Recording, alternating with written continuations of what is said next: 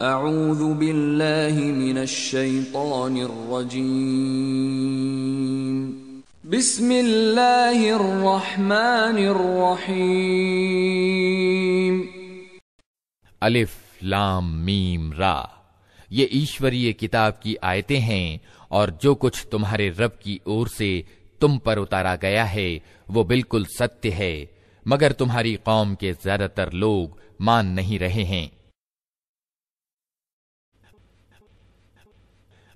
वो अल्लाह ही है जिसने आसमानों को ऐसे सहारों के बिना कायम किया जो तुमको नजर आते हों। फिर वो अपने राज सिंहासन पर विराजमान हुआ और उसने सूरज और चांद को एक नियम का पाबंद बनाया। इस सारी व्यवस्था की हर चीज एक निश्चित समय तक के लिए चल रही है और अल्लाह ही इस सारे काम का नियंत्रण कर रहा है। वो निशानियां खोल खोल कर बयान करता है, शायद कि तुम अपने रब से मिलन का विश्वास करो।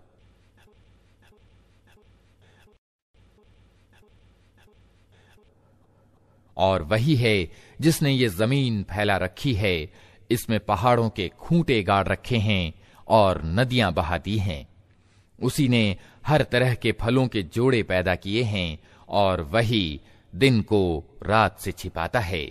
इन सारी चीजों में बड़ी निशानियां हैं उन लोगों के लिए जो सोच विचार से काम लेते हैं।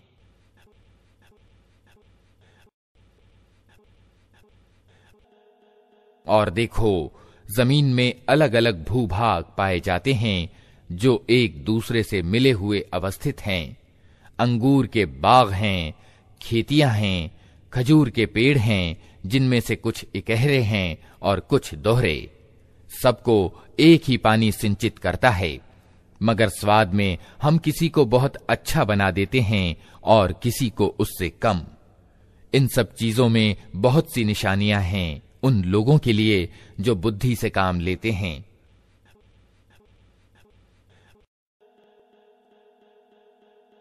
अब अगर तुम्हें आश्चर्य करना है तो आश्चर्य के योग्य लोगों का ये कथन है कि जब हम मरकर मिट्टी हो जाएंगे तो क्या हम नए सिरे से पैदा किए जाएंगे। ये वे लोग हैं जिन्होंने अपने रब के साथ इनकार की नीति अपनाई है। ये वे लोग हैं जिनकी गर्दनों में तौक पड़े हुए हैं। ये जहन्नमी हैं और जहन्नम में हमेशा रहेंगे।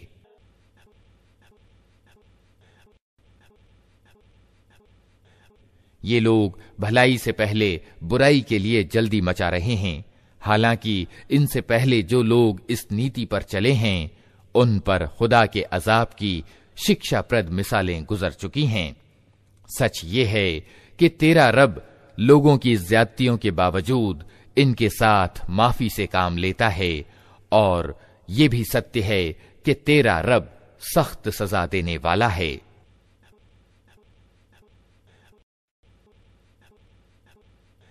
ये लोग जिन्होंने तुम्हारी बात मानने से इनकार कर दिया है, कहते हैं कि इस व्यक्ति पर इसके रब की ओर से कोई निशानी क्यों ना उतरी। तुम तो सिर्फ सावधान करने वाले हो और हर कौम के लिए एक मार्गदर्शक है।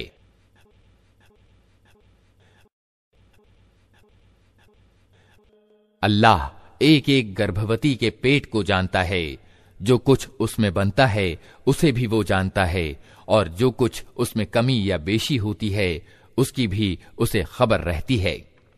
हर चीज के लिए उसके यहां एक मात्रा निश्चित है।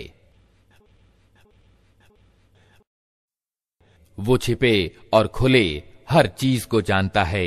वो महान है और हर हाल में सर्वोच्च रहने वाला है।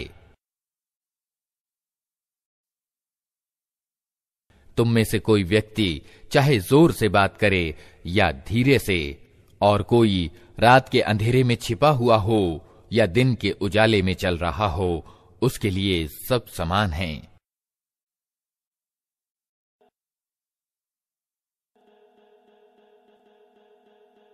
हर व्यक्ति के आगे और पीछे उसके नियुक्त किए हुए निरीक्षक लगे हुए हैं, जो अल्लाह के आदेश से उसकी देखभाल कर रहे हैं। सच ये है कि अल्लाह किसी कौम की हालत को नहीं बदलता जब तक कि वह खुद अपने गुणों को नहीं बदल देती।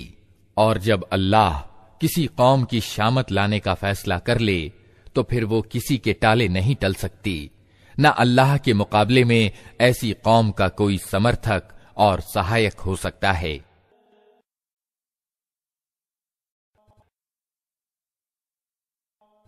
वही है जो तुम्हारे सामने बिजलियां चमकाता है, जिन्हें देखकर तुम्हें आशंकाएं भी होती हैं और आशाएं भी बंधती हैं। वही है जो पानी से लदे हुए बादल उठाता है।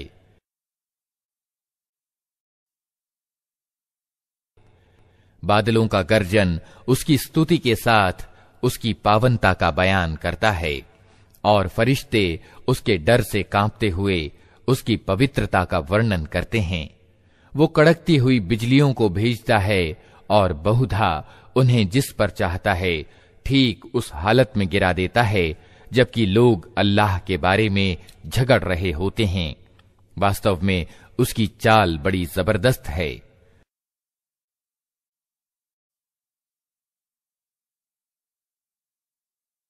उसी को पुकारना सत्य है। रहीं वे दूसरी हस्तियां जिन्हें उसको छोड़कर ये लोग पुकारते हैं, वे उनकी दुआओं का कोई जवाब नहीं दे सकती।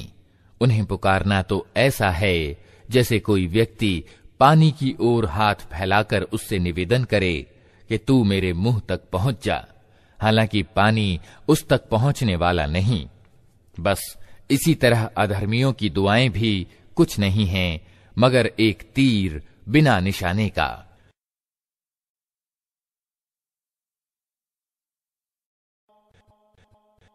वो तो अल्लाह ही है जिसको जमीन और आसमान की हर चीज स्वेच्छापूर्वक और विवशतापूर्वक सजदा कर रही है और सब चीजों की परछाइयां भी सुबह और शाम उसके आगे झुकती हैं।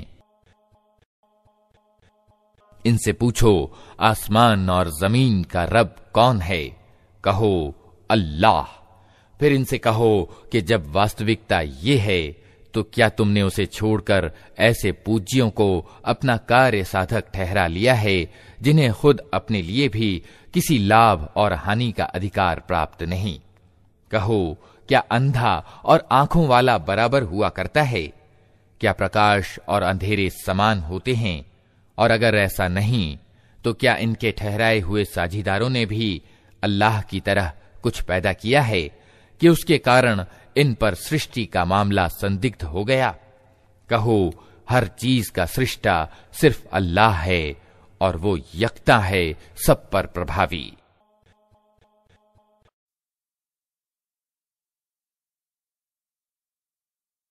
अल्लाह ने आसमान से पानी बरसाया और हर नदी नाला अपनी समाई के अनुसार उसे लेकर चल निकला।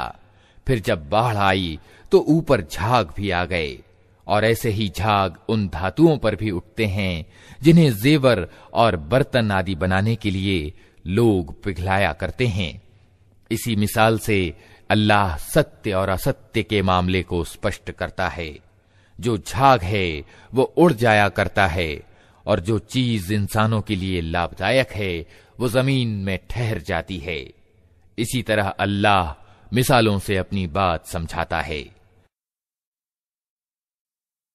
जिन लोगों ने अपने रब का आमंत्रण स्वीकार कर लिया उनके लिए भलाई है, और जिन्होंने उसे स्वीकार न किया वे अगर धरती के सारे धन के भी मालिक हों और उतना ही और ले आएं तो वे अल्लाह की पकड़ से बचने के लिए उस सब को अर्थदंड यानी फिदिया के रूप में दे डालने पर तैयार हो जाएंगे।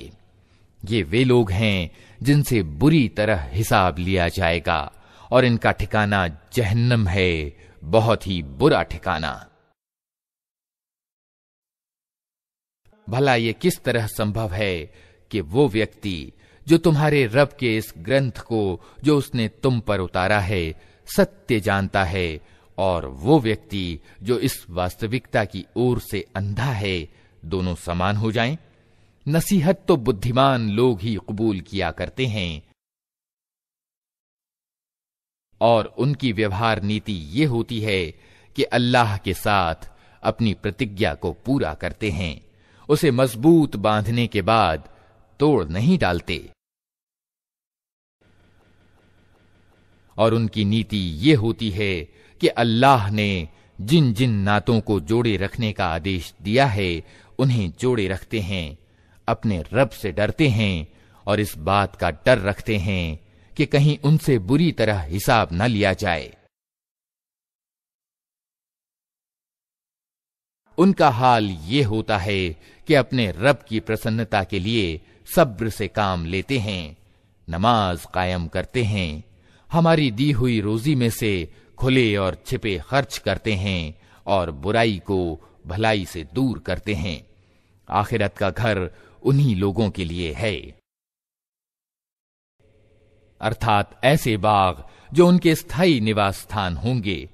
वे खुद भी उनमें प्रवेश करेंगे और उनके बाप दादा और उनकी पत्नियों और उनकी औलाद में से जो नेक हैं वे भी उनके साथ वहां जाएंगे। फरिश्ते हर ओर से उनके स्वागत के लिए आएंगे और उनसे कहेंगे, तुम पर सलामती है, तुमने दुनिया में जिस तरह सब्र से काम लिया उसके कारण आज तुम इसके अधिकारी हुए हो, अतः क्या ही अच्छा है ये आखिरत का घर।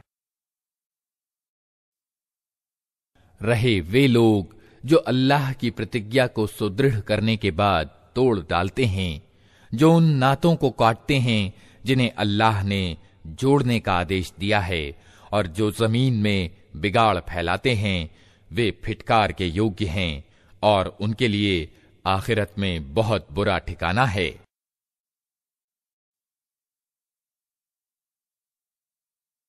अल्लाह जिसकी चाहता है रोजी कुशादा कर देता है और जिसे चाहता है नपी तुली रोजी देता है। ये लोग दुनिया की जिंदगी में मग्न हैं, जबकि दुनिया की जिंदगी आखिरत के मुकाबले में बहुत थोड़ी सुख सामग्री के सिवा कुछ भी नहीं। ये लोग जिन्होंने हजरत मोहम्मद सल्लल्लाहु अलैहि वसल्लम की पैगंबरी को मानने से इनकार कर दिया है, कहते हैं, इस व्यक्ति पर इसके रब की ओर से कोई निशानी क्यों न उतरी।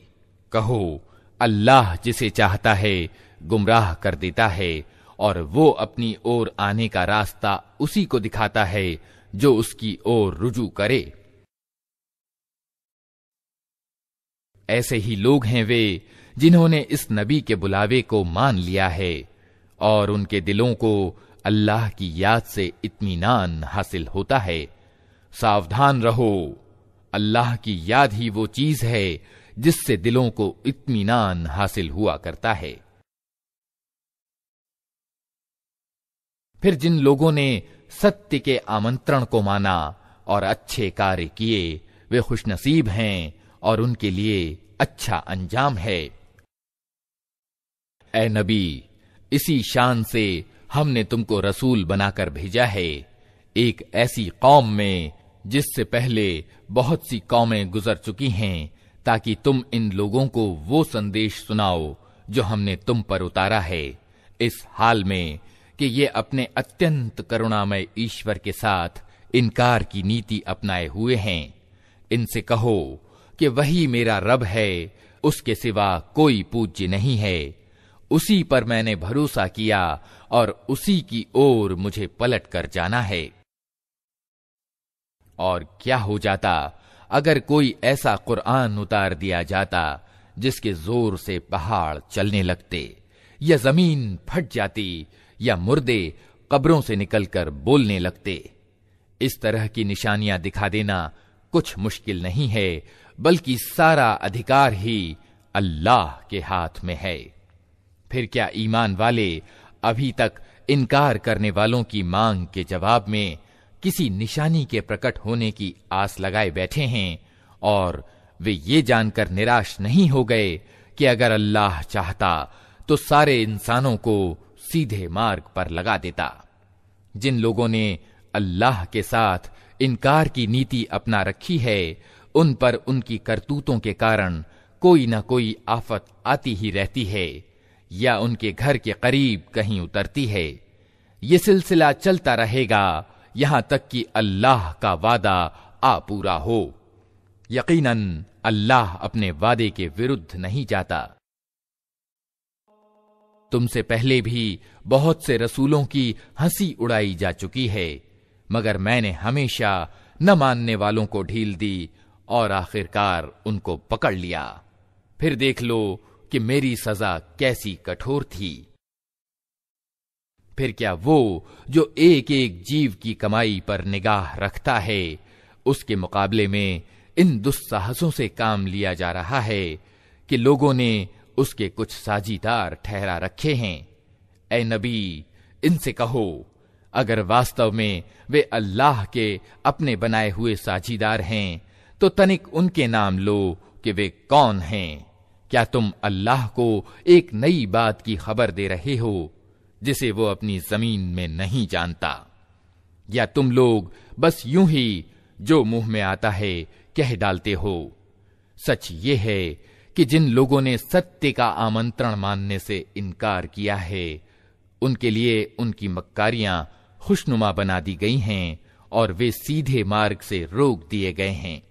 फिर जिसको अल्लाह गुमराही में फेंक दे, उसे कोई राह दिखाने वाला नहीं है। ऐसे लोगों के लिए दुनिया की जिंदगी में भी अजाब है और आखिरत का अजाब इससे भी ज्यादा कठोर है। कोई ऐसा नहीं है जो उन्हें अल्लाह से बचाने वाला हो। परहेजगार लोगों के लिए जिस जन्नत का वादा किया गया है, उसकी शान ये है कि उसके नीचे नहरें बह रही हैं, उसके फल चिरस्थायी हैं और उसकी छाया शाश्वत। ये अंजाम है डर रखने वाले लोगों का, और सत्य को ना मानने वालों का अंजाम ये है कि उनके लिए दोज़ख की आग है। ऐ नबी, जिन लोगों को हमने पहले किताब दी थी, वे इस किताब से जो हमने तुम पर अवतरित की है प्रसन्न हैं, और विभिन्न गिरोहों में कुछ लोग ऐसे भी हैं जो उसकी बातों को नहीं मानते। तुम स्पष्ट रूप से कह दो कि मुझे तो सिर्फ अल्लाह की बंदगी का आदेश दिया गया है और इससे रोका गया है कि किसी को उसका साझीदार ठहराऊं। अतः मैं उसी की ओर बुलाता हूं और उसी की ओर मेरा रुजू है। इसी आदेश के साथ हमने अरबी में ये फरमान तुम पर उतारा है।